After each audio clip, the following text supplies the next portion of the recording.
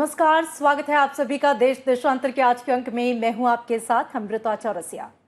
केंद्र सरकार ने गृह मामलों की संसदीय समिति के उस विचार को खारिज कर दिया जिसमें यह सिफारिश की गई थी कि अपराध की जो उम्र है 18 से घटाकर 16 की जाए और बाल यौन अपराध में शामिल 16 से ऊपर की आयु वाले सभी आरोपियों पर यौन अपराधों से बच्चों के संरक्षण अधिनियम के तहत कार्रवाई की जाए।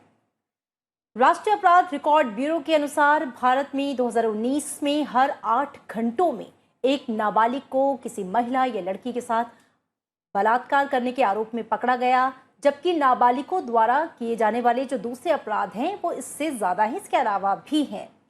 भारत में 18 वर्ष से कम उम्र के किसी भी व्यक्ति को किशोर माना जाता है। सरकार ने पैनल को यह बताया है कि बच्चों द्वारा किए गए अपराधों को छोटे, गंभीर और जघन्य अपराधों के रूप में वर्गीकृत किया गया है और जो जुवेनाइल जस्टिस अधिनियम के तहत उन्हें वयस्कों के रूप में पेश करने का प्रावधान पहले से मौजूद है।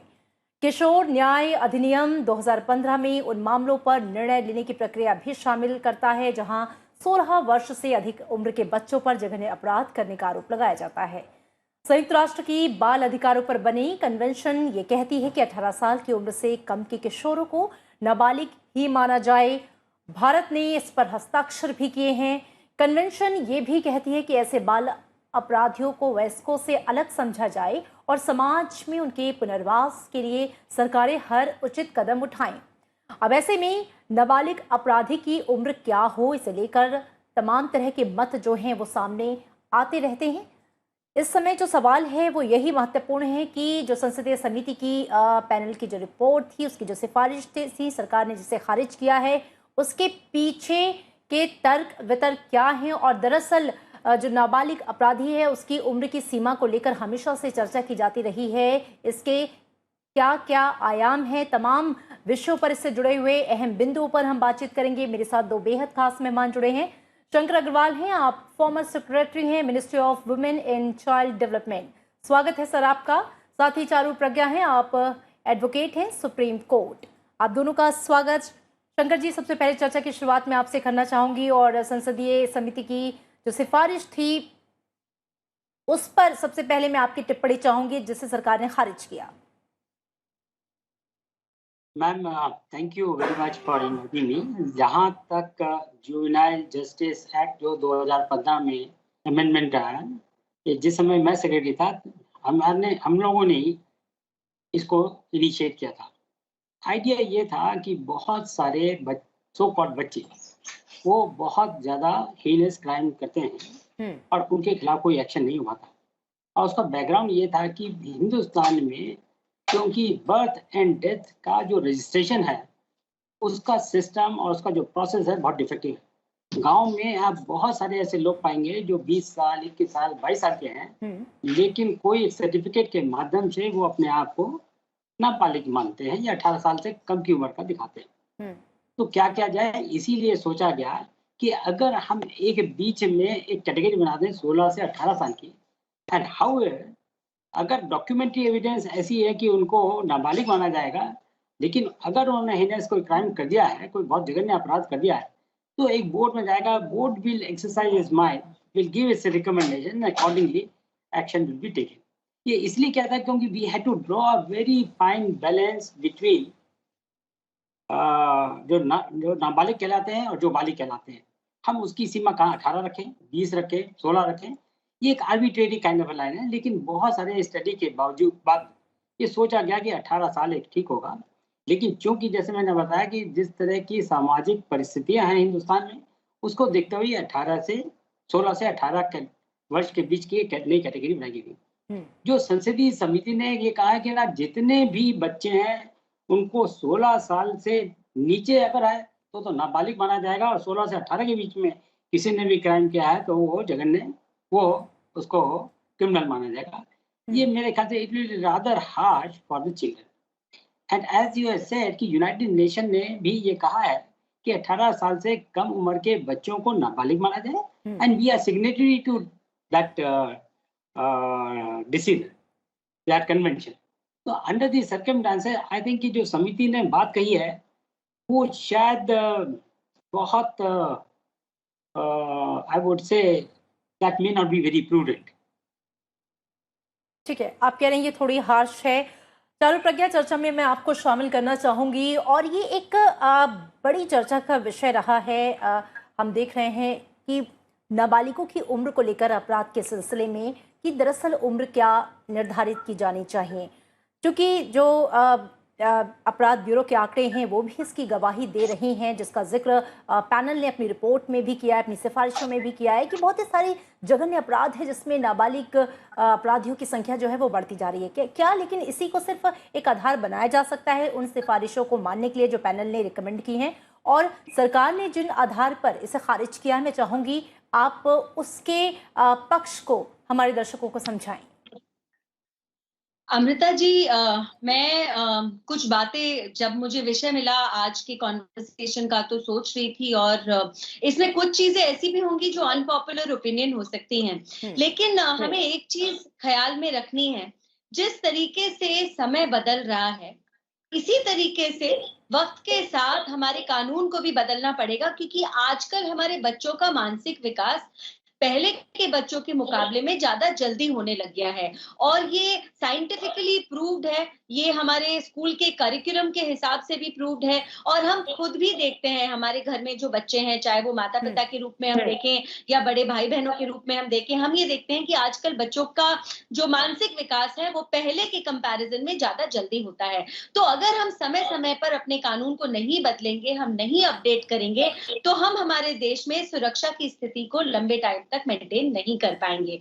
और हमारे यहाँ एम्बिग्विटी है, आज हम 18 साल की बात कर रहे हैं, अमेंडमेंट में हम 16 साल की बात कर रहे हैं, लेकिन हमारे आईपीसी में 12 साल मेंशन होता है। आईपीसी जो एक और हमारा लॉ है उसमें कहा जाता है कि 12 साल के बाद एक बच्चा मानसिक स्थिति से इतना समझदार हो सकता है कि वो अपने लिए निर्णय ले सकता है, और चाहे वो कस्टडी के केसेस में भी हो, कस्टडी के केसेस में भी कोर्ट ये मानती है कि 12 साल के बाद एक बच्चा निर्णय ले सकता है वो माता के साथ रहना चाहता है, पिता के साथ रहना चाहता है, उसके लिए क्या सही है क्या गलत है। तो क्यों नहीं हम इसी तरीके का दायरा अपनाते क्रिमिनल केसेस में भी। अगर हम सिविल केसेस में एक 12 साल के बच्चे को मैच्योर मानते हैं, और अगर वो क्रिमिनल केस हीनियस नेचर का है, अगर एक 12 साल का, 14 साल का, 15 साल का बच्चा एक रेप में इन्वॉल्व है, तो क्या ये सही है उसको हम एक जुवेनाइल की तरह ट्राई करें और एक अडल्ट की तरह ट्राई ना करें? क्योंकि जो क्राइम किया गया है वो जुवेनाइल का क्राइम नहीं है, वो एक अडल्ट का क्राइम है। तो इस केस में लेकिन हम हमेशा हर चीज को एक ही तरीके से नहीं तोल सकते, क्योंकि मर्डर कभी कभी गुस्से में भी हो सकते हैं, तो मोमेंटली एंगर से करा गया हो या अपने आप को बचाने के लिए कोई करा गया मर्डर हो या ग्रीवियस हर्ट हो, हम उनको एक तरीके से नहीं तोल पाते। लेकिन जो ये 12 साल, 16 साल और 18 साल का फर्क है, इसमें और सोचने की जरूरत है। अमृता जी, एक चीज और है, अगर आप ये देखें हमारे देश में जितने जुवेनाइल केयर होम सेटअप किए गए हैं, ये 90% एनजीओज रन करती हैं, और इन एनजीओज में से करीब करीब 35 से 40% एनजीओज आज तक रजिस्टर्ड भी नहीं है। तो जुडिशली भी, एडमिनिस्ट्रेटिव भी, हमें जरूरत है देखने की कि हमारे जुवेनाइल बच्चे किस केयर होम में हैं, कौन सी एनजीओ इसको चला रही है, वो रजिस्टर्ड नहीं है तो क्यों रजिस्टर्ड नहीं है, हम किस तरीके से वहां के अंदर के माहौल को सुधार सकते हैं, क्योंकि बच्चों के लिए अच्छा माहौल देना हमारे लिए अनिवार्य है। अगर हम उनको अच्छा माहौल नहीं दे पाएंगे तो आज जो बच्चा पेटी क्राइम कर रहा है वो कल को उसी जुवेनाइल होम से हार्डल क्रिमिनल बन के भी तो निकल सकता है। तो दो सुझाव है मेरे।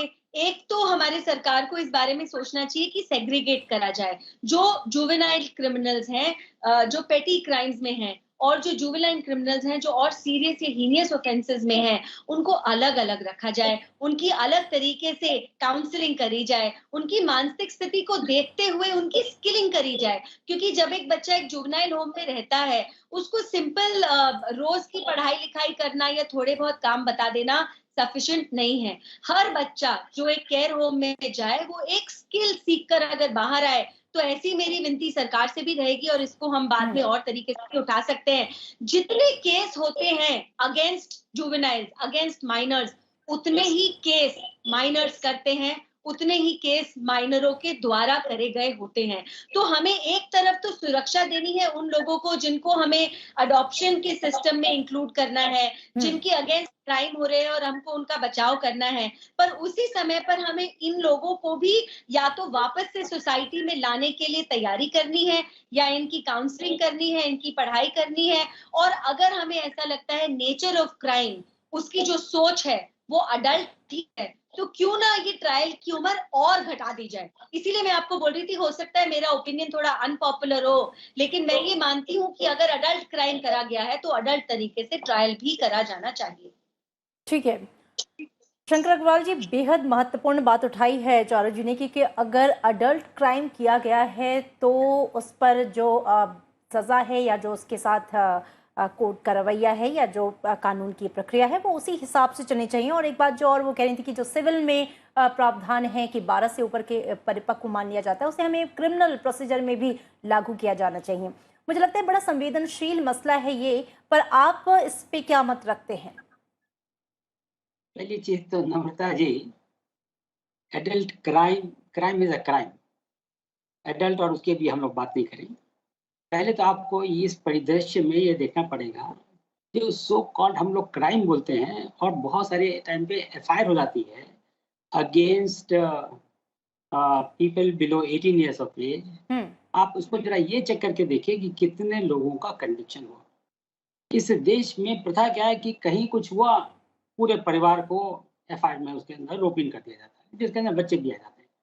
जैसे मेरे पास इसमें डेटा नहीं है, पर अगर आप डेटा देखेंगे कि जो सो कॉल्ड की आपने बताया कि हर दिन में 9 लोगों का ऐसा क्राइम मिलता है, but we have to find out कि ये तो एलिगेशंस हैं, this is only in FIR. Ultimately देखना कि क्या वाकई में ये क्राइम किया गया था, नहीं किया गया था, ये तो पहली बात है। दूसरी चीज, हम जैसे जैसे ज्यादा सिविलाइज होते हैं, जैसे जैसे हम प्रोग्रेस कर रहे हैं, हमको देखना चाहिए, हमको जानना कोशिश करनी चाहिए कि हम रिफॉर्मेटिव प्रोसेस की तरफ जाएं। ठीक है। आप जैसे देखते हैं कि पूरी दुनिया में हर जगह ये मुहिम चल रहा है कि हम फांसी की सजा को कम करें। क्यों कम करें? बिकॉज ये देखा जा रहा है कि we must move towards reform rather than punishing people. हमारा ऑब्जेक्टिव ये नहीं होता कि हम जस्ट किसी को पनिश कर दें। अगर ये पाया जाता है कि आदमी इनकॉरिजिबल है, सुधार नहीं हो सकता इसमें, तो निश्चित रूप से लीगल। तीसरी चीज, अगर आप देखें, जैसे मैं आपको पहले बताया था, ये कौन सो कॉल्ड जो बच्चे जिनको हम कहते हैं क्रिमिनल है या एडल्ट क्राइम किया है, आधे से ज्यादा आप ऐसे दे पाएंगे कि जिनकी एक्चुअल उम्र जो है वो 18 साल से कहीं ज्यादा है, लेकिन चूंकि गांव में कहीं पे कोई रिकॉर्ड होता नहीं है, कहीं कुछ होता नहीं है, तो इसलिए हम उसको एक जुवेनाइल, सब कोशिश ये करते हैं जब पहले क्राइम कर लेता है तो ढूंढता है कि मैं कोई ऐसा सर्टिफिकेट ले आऊं जिससे ये प्रूव कर सकूं कि मैं अभी भी एडल्ट नहीं हूं। तो इन सब चीज़ को देखा, लेकिन उसके लिए आजकल बहुत सारे मेडिकल प्रैक्टिसेस हैं और मेडिकल प्रैक्टिसेस के आधार पे ये तय किया जा सकता है कि बच्चे की उम्र क्या है। तो आई पर्सनली फील कि यस, अगर किसी बच्चे ने बहुत हेनियस क्राइम किया है and we feel he is incorrigible, तो इसीलिए वो एक प्रावधान बनाया गया 16 से 18 साल का कि juvenile justice board will look into that, will give a report and that report will go to a conventional court, ultimately जो कोर्ट ट्राई कर रहा है, and that will exercise is fine. Idea ये कि ना, अगर जब बहुत लेवल पे जब विचार हो जाता है तो एक अच्छा निर्णय हो जाएगा। हम हर एक व्यक्ति को जस्ट बिकॉज कि उसका नाम किसी क्राइम के अंदर शामिल हो गया, हम सोचें कि उसको पनिश कर दें, उसको ऐसे ट्रीट करें जैसे कि वो बड़ा हार्डकोर क्रिमिनल है, मेरे ख्याल से बहुत अच्छा नहीं होगा, समाज के लिए भी it will not be a good thing. एक दूसरी बात चारू जी ने रेज की रिगार्डिंग दीज एनजीओ। हो सकता है चारू जी कि बहुत सारे एनजीओ अच्छे नहीं हो सके, बहुत सारों की व्यवस्था मैनेजमेंट हो सकता है पूरा हो, आप ट्रांसपेरेंट ना हो, but let us move from darkness to light. Unless we promote such NGO, who will take care of these guys? Idea ये होना चाहिए कि हम ऐसे एनजीओ, बहुत सारे एनजीओ को प्रमोट करें और धीरे धीरे ऐसे मैकेनिज्म बनाए जिससे कि उसमें ट्रांसपेरेंसी आ सके और बेटर हो जाए। अब देखिए, पिछले 70 साल में बहुत सारी चीजों में परिवर्तन हुआ है। इवन जो सिविल सोसाइटी की जो पकड़ है और सिविल सोसाइटी का जो जो ओवरसाइट है, बहुत तगड़ी होती जा रही है, and that is a good sign, that's a sign of maturity of the society. So let us not criminalize the entire society just because somebody is involved in a so-called involve in a crime, लेकिन देखा जाए कि क्या वाक़ई में उसमें संलिप्तता है, कॉरिजिबल है, इनकॉरिजिबल है, वाक़ई में क्या उम्र है, क्या सर्कमस्टेंसेस हैं, एंड दैट्स व्हाई 16 से 18 साल का किया गया है। ठीक है। चारू प्रज्ञा जी, जो बातें शंकर जी ने कही हैं, ज़ाहिर तौर पे आप उसका भी जवाब देंगी, उस पर भी अपना मत रखेंगी, लेकिन जो सरकार ने पैनल को कहा है और जिस बात का आप जिक्र कर रही थी कि कानून में समय परिस्थितियों के हिसाब से, चूंकि अब चीज़ें बहुत बदल चुकी हैं, चेंजेस होने चाहिए, अमेंडमेंट होने चाहिए, लेकिन सरकार ने तो कहा है कि जो बच्चों के द्वारा किए गए अपराधों को छोटे, गंभीर और जघन्य अपराधों के रूप में श्रेणीबद्ध यानी कि वर्गीकृत पहले से किया गया है और जुवेनाइल जस्टिस अधिनियम के तहत उन्हें वयस्कों के रूप में पेश करने का जो कानून है, जो प्रावधान है, वो पहले से है। इस पर आपका क्या कहना है? जी, अमृता जी, सर जो भी बोल रहे थे, मैं उनकी बात से सहमत हूँ। मैं नहीं कह रही कि मैं एनजीओज़ के खिलाफ हूँ या एनजीओज़ को जुवेनाइल केयर होम को नहीं रन करना चाहिए। मैं केवल ये कह रही हूँ कि एडमिनिस्ट्रेटिवली इनके ऊपर ज़्यादा नज़र रखी जानी चाहिए। कोई एनजीओ ऐसे भी तो हो सकते हैं सिर्फ सरकार से फंडिंग लेने की वजह से ये घर चला रहे हैं। क्योंकि मैं आपको बता रही हूँ, जिस तरीके से हमने रिसर्च करी, हमने देखा इन चाइल्ड केयर इंस्टीट्यूशंस में इतने सारे इंस्टीट्यूशंस हैं और वो छोटा संख्या नहीं है, बहुत बड़ी संख्या है। 30%, 35% जहां पर सही तरीके से टॉयलेट्स नहीं है, 15% है जहां पर साफ पीने का पानी नहीं है, बहुत सारे हैं जहां पर हर एक बच्चे के लिए अलग बिस्तर तक नहीं है। तो इन एनजीओज पर, इन केयर होम्स पर ज्यादा नजर रखने की जरूरत है, क्योंकि हमारा एम एक सोसाइटी के तौर पर, जुडिशरी के तौर पर और सरकार की तौर पर एक ही होना चाहिए। हम इन बच्चों को वापस मेन स्ट्रीम में इनकॉर्पोरेट कर पाए, और हम वो तभी कर पाएंगे जब हम उनको इन केयर होम्स में एक अच्छा जीवन दे पाए, उनको ये दिखा पाए कि आप अच्छा जीवन जियोगे, आप मेहनत करोगे, आप कुछ पढ़ाई करोगे, कुछ स्किल सीखोगे, तो आप वापस अपनी जिंदगी आदर के साथ जी पाओगे और आपको वापस क्रिमिनल दुनिया में जाने की जरूरत नहीं पड़ेगी। लेकिन जो आप कह रही हैं अमृता जी, जो इस एज के ऊपर डिस्कशन था और जिस तरीके से पार्लियामेंट में भी ये डिस्कशन अभी चल रहा है, तो इसमें मैं वापस से इसे 2 हिस्सों में करना चाहूंगी। देखिए, हमारी सरकार ये चाहती है कि एक बच्चा जो किसी क्राइम में इन्वॉल्व हो, वो अडल्ट जुडिशियल सिस्टम में ना फंस जाए। हमें मालूम है किस तरीके से केसेस की पेंडेंसी होती है, हमें मालूम है किस तरीके से केस अपील टू अपील चलता है, और एक छोटे बच्चे की जिंदगी पर बहुत बड़ा इसका इम्पैक्ट पड़ सकता है। तो सरकार नहीं चाहती कि कोई भी बच्चा जो रिहैबिलिटेट हो सके मेन स्ट्रीम लाइफ में, वो अडल्ट जुडिशियल सिस्टम का हिस्सा बने, और उन बच्चों को अलग ही रखना चाहिए। और क्लियर डेफिनेशंस अभी कर दी गई हैं, कौन सा पेटी क्राइम है, कौन सा सीरियस ऑफेंस है और कौन सा हीनियस ऑफेंस है। और इन बच्चों को मैं नहीं डिस्कस कर रही, मैं उन बच्चों को डिस्कस कर रही हूँ जो मैंने बोला कि जो नेचर ऑफ क्राइम है, जिसका इतना ज्यादा हीनियस है कि वो सोचा समझा क्राइम है। उस क्राइम को आप माफ नहीं कर सकते। उस बच्चे को आप 15 साल का, 14 साल का बोलकर आप एक जुवेनाइल केयर होम में नहीं रख सकते। और इन बच्चों के लिए एक अलग प्रावधान बना देना चाहिए, क्योंकि आजकल बच्चों की मानसिक स्थिति हमारे सोच से ज्यादा जल्दी बदल रही है। एक चीज और है, इंटरनेट की अवेलेबिलिटी है, बहुत चीप इंटरनेट है, सबके पास फोन्स की अवेलेबिलिटी है। तो जब आपके पास इंटरनेट अवेलेबल है, इस इंटरनेट पे अच्छी चीजों के साथ उतनी ही बुरी चीजें अवेलेबल है। एक बच्चा ज्यादा आसानी से बुराइयों की तरफ आकर्षित होता है या कि सिर्फ पॉजिटिव चीजों की तरफ।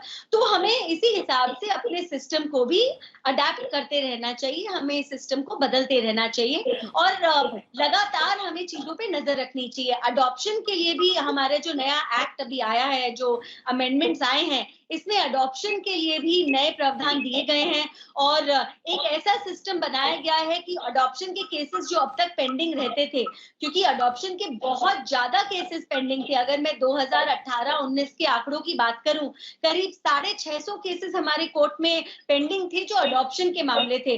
जब तक वो खत्म होता है, हमारे बच्चे बिना एक सुखी परिवार के जी रहे हैं। तो जब इनको हम फास्ट ट्रैक करेंगे इस नए एक्ट के थ्रू, इन बच्चों का भी भला होगा और उन परिवारों का भी भला होगा जो इन बच्चों को अपने साथ रखना चाहते हैं।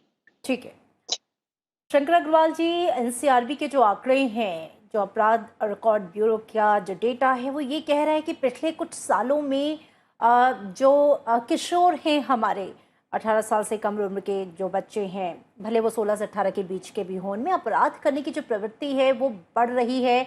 कई केसेस में ये जघन्य अपराध बलात्कार, हत्या, इस तरह के मामले जो है सामने आए हैं। कुछ उदाहरण हमारे सामने हैं, जिसमें निर्भया कांड भी एक था, शक्ति मिल कांड भी मुंबई का था। ऐसे बहुत सारे केसेस हैं हमारे सामने।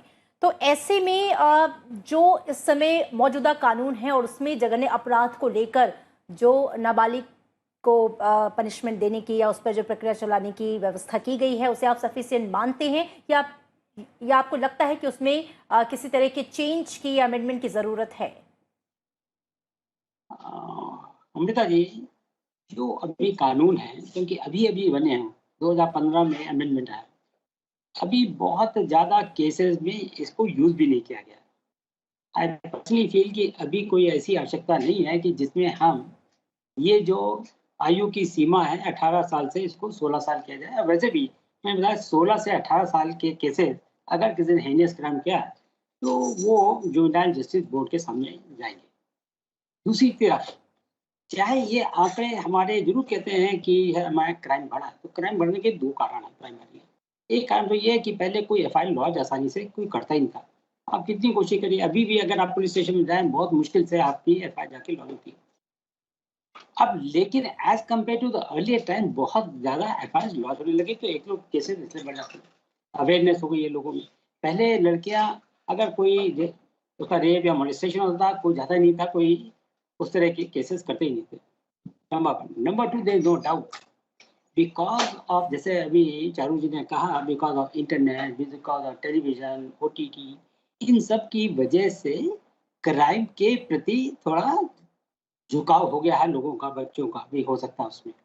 लेकिन आइडिया क्या है, हमारा एनफोर्समेंट होना चाहिए। ये मतलब नहीं है कि जस्ट बिकॉज कि किसी ने क्राइम कर दिया है तो हम we throw the baby with bath water, ये प्रवृत्ति नहीं होनी चाहिए। हमें कोशिश करना चाहिए कि हम कैसे इन क्राइम्स को रोकें या इनका अच्छा एनफोर्समेंट कैसे करें। वो ना करके अगर हम क्रिमिनलाइजेशन ऑफ सोसाइटी की तरफ बढ़ेंगे तो एक बहुत अच्छा मूव नहीं होगा। हमें कोशिश करनी चाहिए कि हम क्यों ऐसा सिस्टम नहीं बना सकते जहाँ पे इस तरह के क्राइम होने ही ना दें। क्या हम ऐसा कर सकते हैं? मेरा अपना विचार है एंड मेरा अपना कन्विक्शन भी है साथ में कि अगर हम चाहें और अगर हम टेक्नोलॉजी को यूज करें, एक तो हम टेक्नोलॉजी की बात करें, because of the technology kids are getting access to internet and whole lot of other thing. जैसे जो चारू जी कह रहे हैं कि वो गंदे को यूज करता है, लेकिन हम उसी टेक्नोलॉजी को यूज करके बहुत बढ़िया एनफोर्समेंट कर सकते हैं और क्राइम को बहुत कम कर सकते हैं। अगर क्राइम कम हो जाएगा तो इसकी बात ही नहीं आएगी।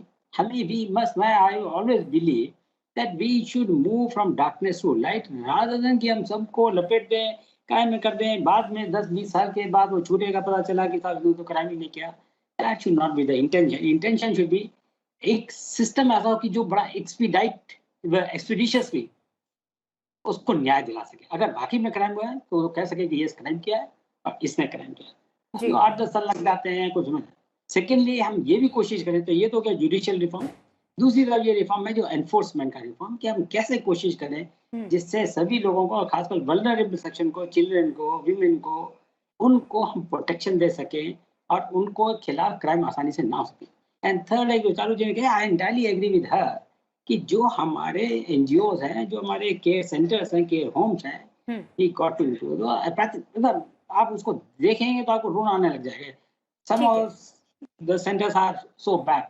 Idea is कि that civil society should also get awakened और civil society को अपने हाथ में लेना चाहिए to ensure कि all such care homes are properly funded and properly looked after.